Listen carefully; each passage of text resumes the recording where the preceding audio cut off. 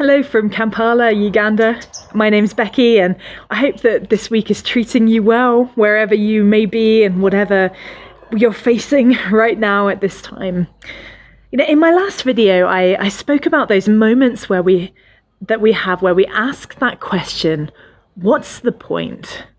Those times in our lives where it's just really hard to carry on, where it doesn't seem worth it somehow.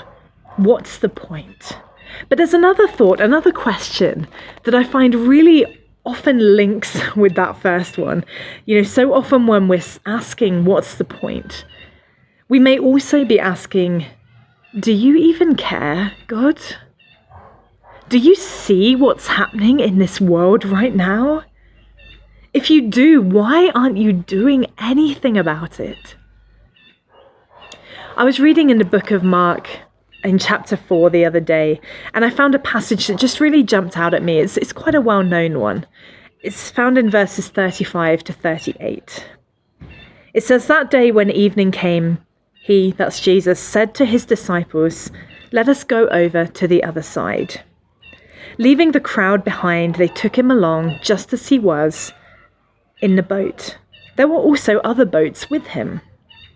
A furious squall came up, and the waves broke over the boat so that it was nearly swamped. Jesus was in the stern, sleeping on a cushion. The disciples woke him and said to him, 'Teacher, don't you care if we drown?'" Jesus, God on earth, asleep in the front of a boat. Don't you care if we drown? Isn't that so often our own reaction when we face some kind of storm in our own lives? Don't you care, God? If you cared, why would we be going through this situation? Why have you left me here on my own? But the thing is, the disciples weren't on their own. Jesus hadn't abandoned them to a stormy fate. He didn't look at the wind and the waves and see that it was dangerous and decide to run away. He doesn't look at the world right now and say, "Oh, coronavirus, that's a bit beyond me. I'm just going to leave you."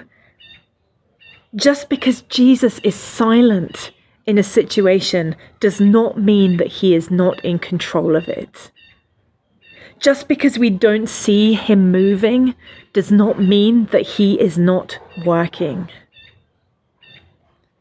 Do you really think that boat would have sunk because Jesus was asleep? The disciples waking him up to tell him that he didn't care about them would not have changed the outcome of that situation. Now, 1 Corinthians chapter 13 and verse 12 tells us that now we see things imperfectly, like puzzling reflections in a mirror. But then we will see everything with perfect clarity. All that I know now is partial and incomplete, but then I will know everything completely, just as God now knows me completely. So we don't see the whole of every situation. We just see a little part of it. But Jesus sees everything. All the disciples could see was the storm raging against them. But Jesus could see them getting to the other side and walking out of that boat. We get so focused on this little part of life that we're living right now. But Jesus sees all of eternity and our own place within it. He clearly knew that boat would reach the other side.